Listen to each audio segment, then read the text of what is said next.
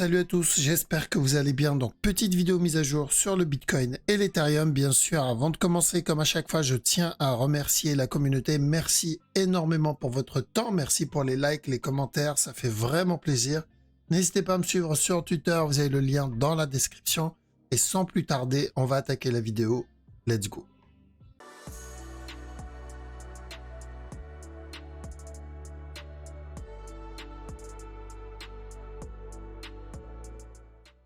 Alors, le Bitcoin, on approche du top. Donc, de toute façon, pour nous, la structure, c'était plutôt une structure haussière. Donc, on attendait la cassure du top après avoir validé un flat, que ce soit un régular, un contracting, un running, peu importe.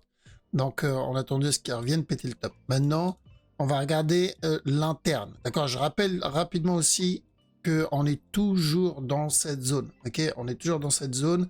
On avait dit qu'on attendait une réaction dans cette zone. Est-ce que ce qu'il a fait, on peut considérer ça comme une réaction?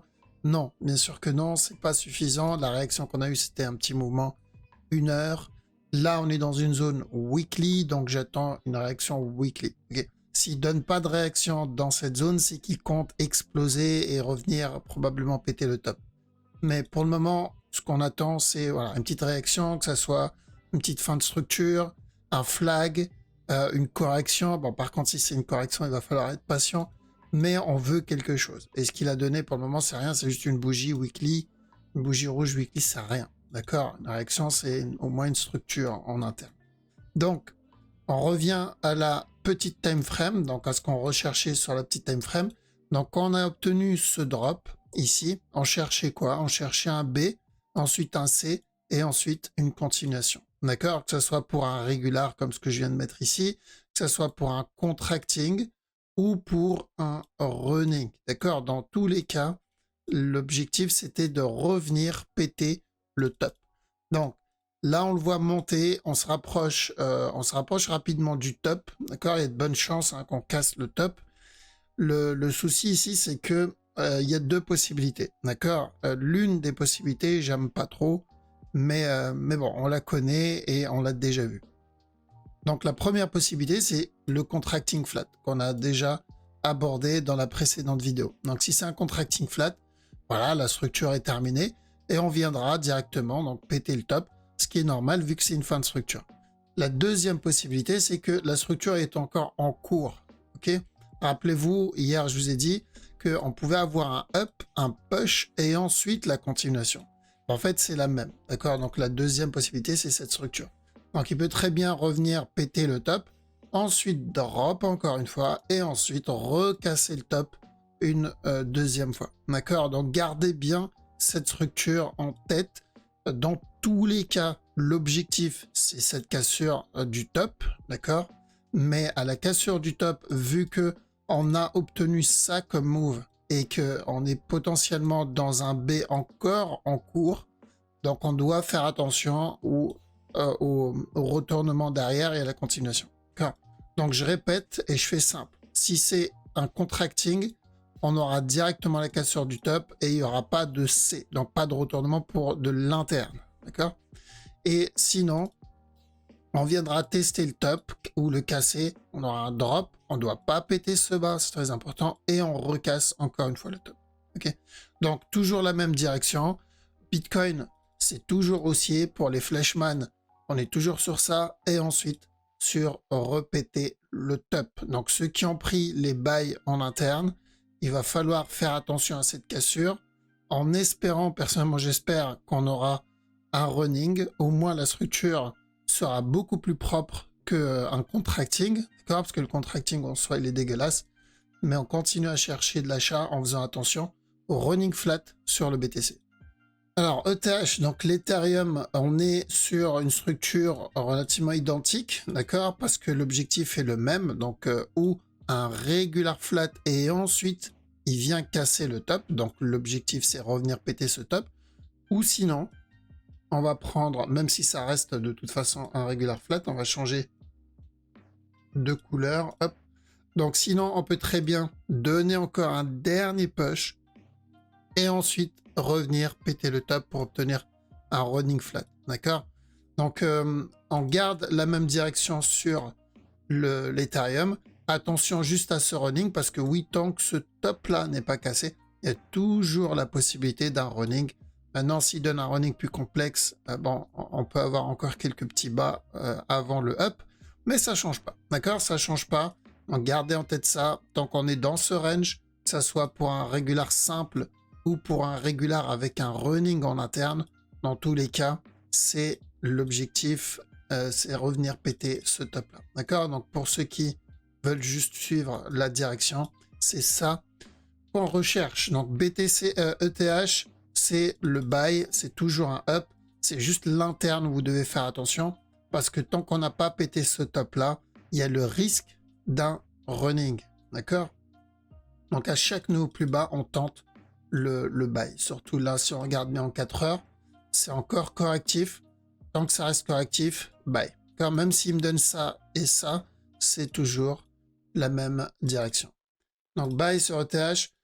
BNB. Alors, le BNB, pour moi, ce qu'il donne là-dedans, c'est toujours un B. Ça ne change absolument pas la direction qu'on recherche et ça ne change absolument pas la structure qu'on attend. Ça, c'est toujours un A. Ce qu'il donne là, c'est un B. Et à chaque nœud plus haut, je chercherai le C. Une fois le C obtenu, là, on peut chercher le gros up pour la cassure du top. D'accord? S'il décide de push et venir péter le top, ça ne change rien. Ça sera toujours le C que j'attends et ensuite le up. C'est ça que je veux. D'accord? Donc, j'attends d'abord d'obtenir le C et ensuite le buy. Le dot toujours de l'achat aussi. Donc, on avait dit ça, c'était le A. On attendait le B, on l'a obtenu ici. Ensuite, on a dit on attend le C, donc le drop, qu'on a obtenu ici. Et là, on a dit tant que ce bas n'est pas cassé, on cherche de l'achat. Et l'objectif, c'est de revenir péter ce top. Donc, toujours la même direction. On cherche toujours ce running flat sur le dot.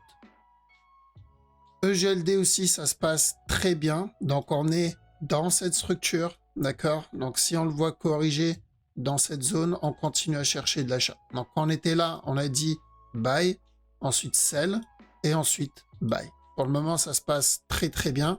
On a eu un beau petit setup en petit time frame. S'il en donne encore un deuxième, on peut prendre. L'objectif, c'est de revenir péter le top. Donc, EGLD, pour le moment, c'est nickel. Sol. Alors, le sol aussi, on cherchait de l'achat, rappelez-vous. On avait dit tant que ce bas n'est pas cassé, on cherche de l'achat pour un potentiel running, même s'il est un peu moins propre que le dot. Et l'objectif, c'était de revenir tester le top. Donc ça, c'est validé. Maintenant, on attend de voir, d'accord? Donc ceux qui ont pris le buy, qui ont tenté ce buy-là, bien prendre des TP à la cassure du top. On laisse une partie tourner au cas où il décide d'exploser. Mais là, maintenant qu'on est dans cette zone, il n'y a rien à faire. On patiente et on attend une autre opportunité comme on en a déjà eu plusieurs. Le VET. Alors, VET, contrairement aux autres paires, donc aux autres cryptos que je trouve relativement propres, qui donnent une structure plutôt bien développée, le VET c'était moins propre, d'accord? Pourtant avant, on a eu de magnifiques structures qu'on a pu prendre, que ce soit ce regular flat, celui-là ou le petit ici, le petit flag en interne, mais après ça, c'était pas très très propre. Donc personnellement, j'ai pas tenté. Bon, les trades ouverts précédents sont toujours là. Mais le problème, c'est que re-rentrer dans un trade ou rentrer dans un trade dans une structure dégueulasse comme ça, c'est pas terrible. Il y a eu ce petit flat à la limite en interne qu'on avait vu. Mais bon, c'était moins propre que ce qu'on a eu précédemment. Donc j'attends quelque chose de plus clean, pardon. La bonne nouvelle, c'est qu'on est venu casser le top parce que je rappelle à la cassure du bas, ici, nous, on cherchait de l'achat et on est rentré dans cette zone. Donc notre point d'entrée sur le VET, il était là. Parce que pendant des semaines, on annonçait de l'achat ici. Et on avait dit de faire attention. Pourquoi? Parce que c'est où il monte de nerfs réguliers, où il explose et on fait attention à un running. Par contre, s'il vient casser le top, voilà, c'est bon. On a validé le fait que le running, c'était celui-là. Donc le premier qu'on avait trade, si vous vous rappelez, pour les plus anciens. Et que ce mouvement qu'il donne, c'est le départ d'une nouvelle structure. Donc ceux qui sont à l'achat, le départ d'une nouvelle structure, c'est une très bonne nouvelle pour eux parce que ça indique une nouvelle tendance. Là, on commence une nouvelle tendance haussière sur le VET, ça comme A. Donc même si on sait qu'on aura probablement une correction entre-temps, que ça soit une petite, que ça soit une grande, peu importe, ça restera une structure de continuation, quoi qu'il arrive. D'accord? Donc, c'est le moment de hold. Donc, ceux qui sont en bas de hold, bien sûr, on prend des profits entre-temps, mais c'est une structure qui va durer et il ne faudra pas panic sell dessus. D'accord? Donc, ça ne nous empêchera pas de vendre dans le futur, donc prendre des petits sell setup, mais pour ce qui est le long terme, c'est plutôt de l'achat à partir de ce moment-là, mais en garde en tête, c'est très important qu'on va corriger. D'accord? Faut éviter d'être impressionné par une impulsion, une grosse impulsion 4 heures, parce que bah, c'est juste du 4 heures, même voire même du daily. On peut avoir une impulsion daily dans l'autre sens, et ça ne veut rien dire, parce que c'est juste probablement la correction de cette impulsion-là. D'accord? Donc plutôt haussier sur le VET maintenant, mais en petit time frame, donc plus trading court terme, bon, il n'y a pas grand-chose. D'accord? On attend de voir un petit setup intéressant. Le Litecoin, toujours la même direction aussi. Donc là-dedans, on avait vu de la vente ici. Même au top, là, qu'on cherchait un running flat, rappelez-vous, parce que pour moi, ce mouvement-là, il était dégueulasse. Donc, on l'a obtenu et on a dit tant que ce bas n'est pas cassé, on cherche de l'achat. Objectif, c'est revenir péter le top. C'est toujours pareil. Alors attention, on peut très bien push encore, drop encore une fois, mais à chaque nouveau plus bas, tant qu'on n'a pas cassé celui-là, je tente la même chose, c'est-à-dire des buy setup comme celui-là, un truc propre. Et l'objectif, c'est revenir tester ce top-là. S'il donne ça, la structure serait beaucoup plus propre. Par contre, la structure daily, elle est un peu moins sexy. Pourquoi? Parce que si on regarde bien, tout le move en soi, il est vachement correctif. D'accord? On est loin des mouvements impulsifs comme ce qu'on vient d'avoir, ce qu'on a eu ici, ou comme ce qu'on a sur le VET actuellement. Donc c'est plutôt correctif. Du coup, on fait très attention à chaque nouveau plus haut. Ok? Voilà, donc je vous laisse ici les amis, merci d'avoir regardé la vidéo jusqu'au bout. Passez une très bonne soirée, je vous dis à la prochaine.